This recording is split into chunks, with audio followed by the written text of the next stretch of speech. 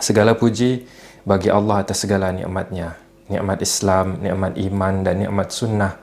Atas hidayah Allah, kita masih berada di atas Islam dan iman sebagai hamba, sebagai makhluk yang diciptakan dengan tujuan utama, yaitu beribadah kepada Rabb-Nya, yaitu Allah Subhanahu wa Ta'ala.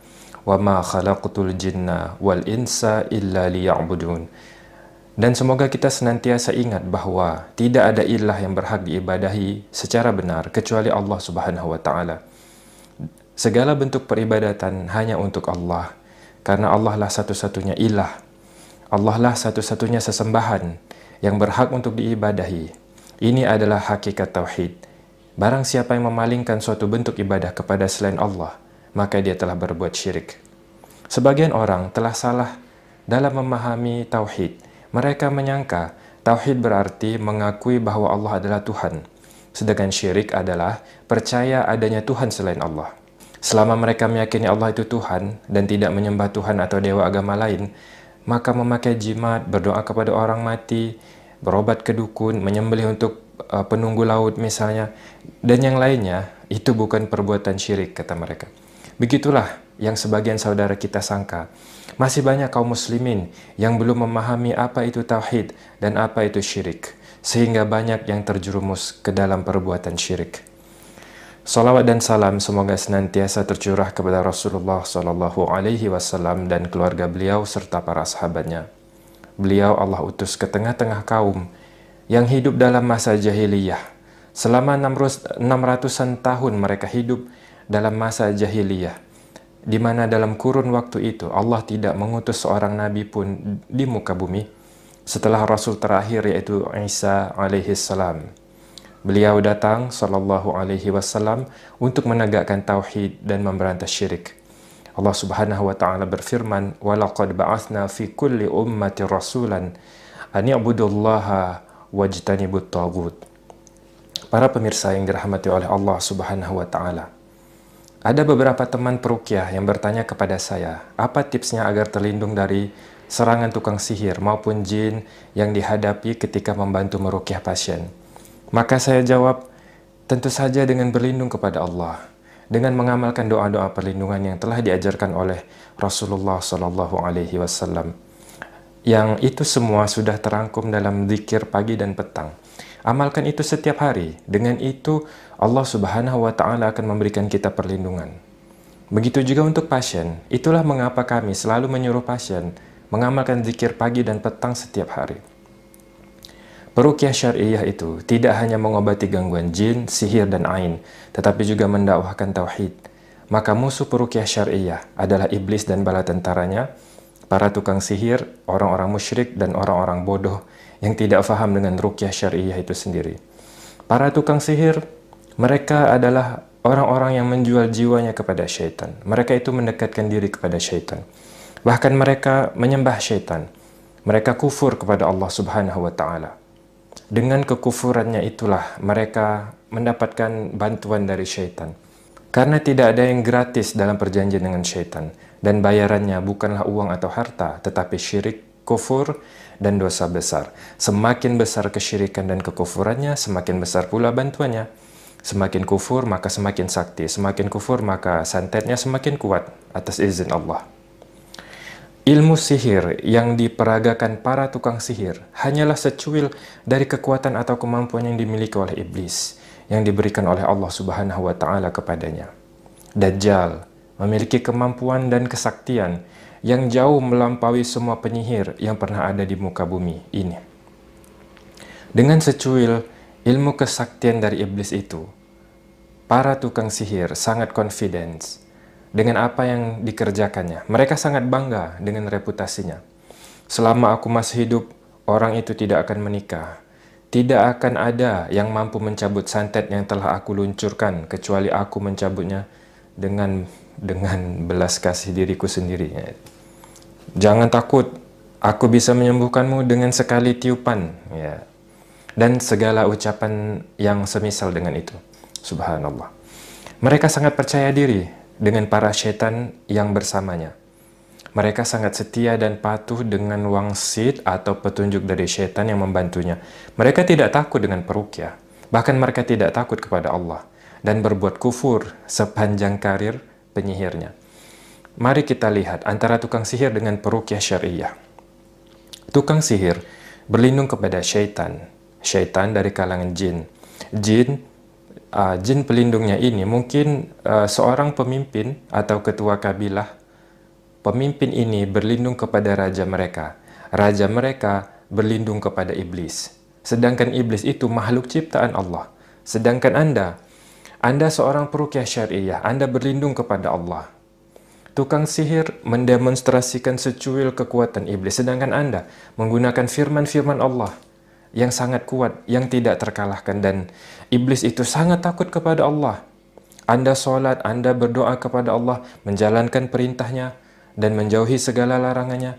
Anda dekat dengan Allah, sedangkan tukang sihir itu kufur kepada Allah.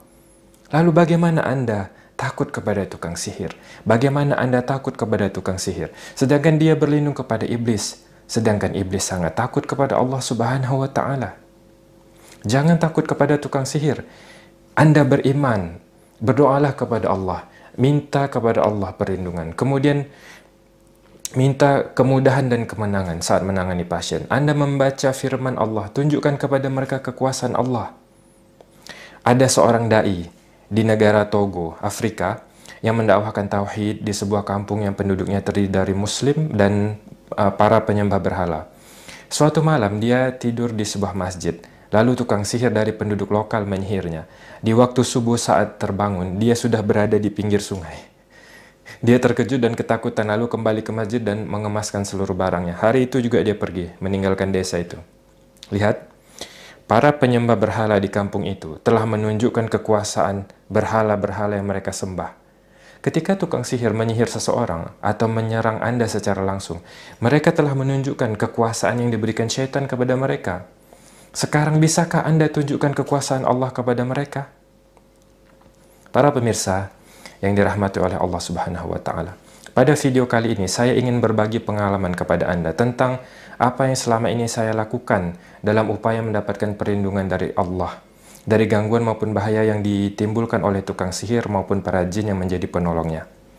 Jadi ini adalah bekal dalam meruqyah, bekal saya dalam meruqyah dalam hal proteksi atau perlindungan. Mohon maaf, ini bukan bermaksud mengajari, tapi sekedar sharing, yang itu pun karena saya ditanya dan diminta menjelaskan.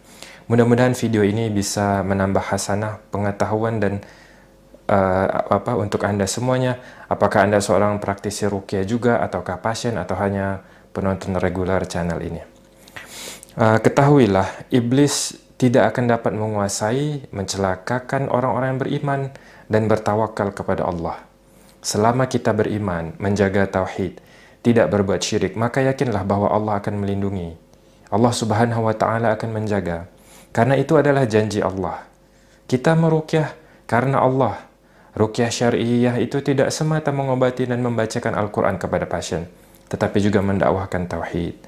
Mendakwahkan tauhid kepada mereka, agar mereka bertauhid, memurnikan tauhid dan menjauhi serta berlepas diri dari kesyirikan. Maka kita bertauhid, kita mengajak orang kepada tauhid. Kita tidak berbuat syirik dan kita mengajak orang untuk menjauhi syirik. Bagaimana mungkin Allah tidak bersama kita? Yakinlah, tanamkan dalam hati bahwa Allah akan melindungi kita. Itu adalah janji Allah. Dengan bekal iman dan tauhid ini, alhamdulillah Allah melindungi saya. Alhamdulillah saya merasa aman. Saya membenarkan janji Allah Subhanahu wa Ta'ala. Allahu waliyul ladzina amanu. Allah adalah pelindung bagi orang-orang yang beriman. Alladzina amanu walam yalbisu imanahum bidzulmin ulaika lahumul amnu wahum muhtadun. Orang-orang yang beriman dan tidak mencampur adukkan iman mereka dengan kezaliman, yaitu syirik. Mereka itulah orang-orang yang mendapatkan keamanan dan mereka itu adalah orang-orang yang mendapat petunjuk. Maka keamanan dan petunjuk adalah dua hal yang berdekatan yang tidak dapat dipisahkan. Jika lenyap satu dari keduanya, maka lenyaplah yang lain. Bahkan jika salah satu dari keduanya tipis, maka tipislah yang lain. Maka keamanan yang hakiki bukanlah dengan banyaknya pasukan dan tentara, dan bukan pula dengan banyaknya penjaga dan senjata. Keamanan yang hakiki hanyalah timbul dari jiwa mutmainnah, jiwa yang tenang, jiwa yang meridhai Allah sebagai Rabb, Islam sebagai agama, dan Muhammad sebagai Nabi dan Rasul sallallahu alaihi wasallam.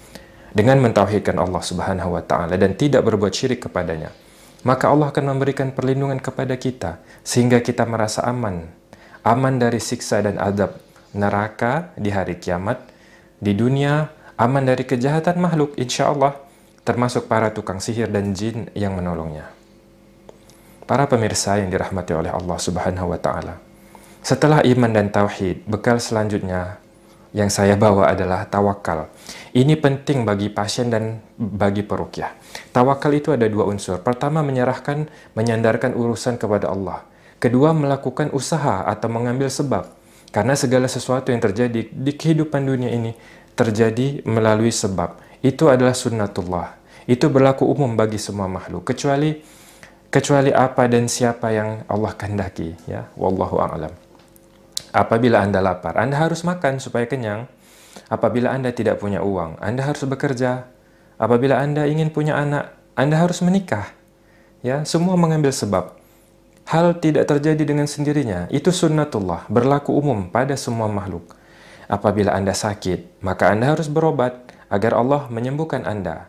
Tawakal bukan berarti hanya berdoa lalu duduk diam, tidak melakukan usaha apa-apa.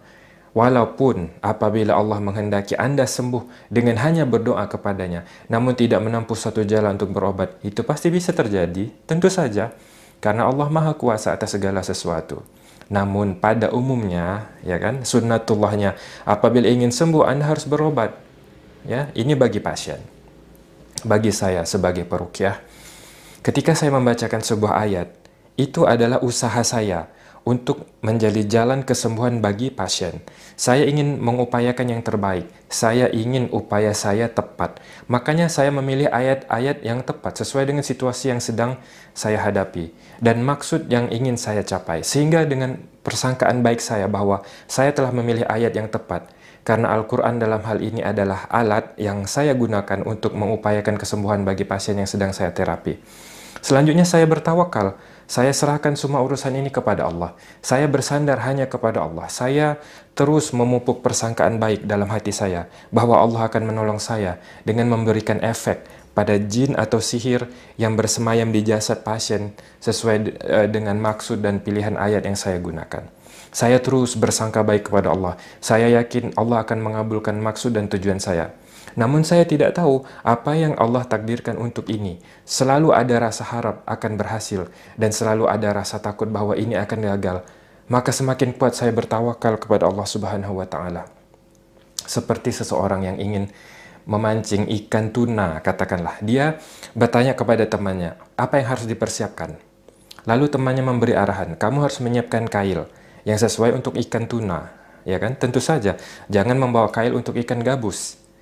Kamu harus punya joran yang kuat, kamu harus punya tali yang kuat, kemudian temannya memberikan informasi di mana spot ikan tuna banyak berkerumun di suatu area lautan. Maka pergilah orang ini ke spot itu dengan segala perlengkapan yang dipersiapkan.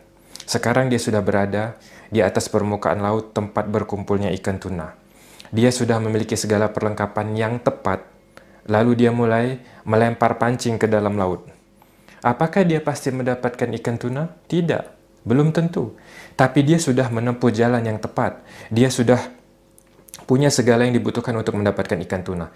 Namun ketika kail itu masuk ke dalam laut dan dia tak dapat melihatnya lagi, saat itulah dia menyerahkan semua urusan ini kepada Allah. Disitulah dia bertawakal. Dia harus yakin mendapatkan ikan tuna, tapi di sisi lain dia juga takut kalau tidak berhasil. Yang bisa dilakukannya hanyalah menyerahkan semua ini kepada Allah Subhanahu wa taala.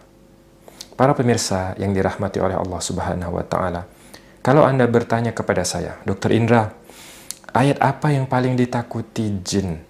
Maka saya jawab ayatul kursi. Wallahu a'lam. Tapi kenapa waktu saya baca ayat kursi jinnya malah ketawa? Dia tidak terbakar sama sekali. Atau ada juga yang bertanya, Dr. Indra, saya sudah membaca ayat pemutus perjanjian, tapi jin tetap tidak bisa keluar. Saya harus baca ayat apa lagi? Saya jawab, berdoalah kepada Allah. Serahkan semua itu kepadanya. Bertawakal. Jangan bergantung pada ayat yang Anda baca. Bergantunglah kepada Allah. Ayat sudah tepat. ya kan? Tapi bukan ayat itu yang membakar jin. Yang membakar jin adalah Allah melalui ayat yang Anda baca itu. Dalam proses ruqyah, kita berusaha selalu bertawakal kepada Allah. Tawakal ini menjadi sebab keselamatan, ya. Allah Subhanahu wa taala berfirman, "Innahu laisa lahu sultanun 'ala alladziina aamanu wa 'ala rabbihim yatawakkalun." Sesungguhnya syaitan itu tidak ada kekuasaannya atas orang-orang yang beriman dan bertawakal kepada Tuhannya. Saya menyerahkan urusan penjagaan diri saya kepada Allah. Saya membaca doa perlindungan yang diajarkan oleh Nabi sallallahu alaihi wasallam. Saya berharap Allah melindungi saya melalui usaha saya berdoa itu. Selanjutnya saya menyandarkan urusan penjagaan diri saya kepada Allah. Saya bertawakal kepada Allah Subhanahu wa taala. Nah, mari kita lihat orang yang memakai tamimah. Lihat mereka yang memakai tamimah. Misalnya jimat untuk pelindung santet atau penolak bala. Sesungguhnya orang yang memakai jimat atau tangkal-tangkal akan dibalas oleh Allah dengan lawan dari maksud mereka. Maksudnya, mereka menggunakan jimat dalam rangka melindungi diri dari ilmu sihir, maka Allah akan balas dengan lawan dari maksudnya. Malah tubuhnya akan rentan terkena serangan gaib. Ilmu sihir akan masuk ke tubuhnya atas izin Allah.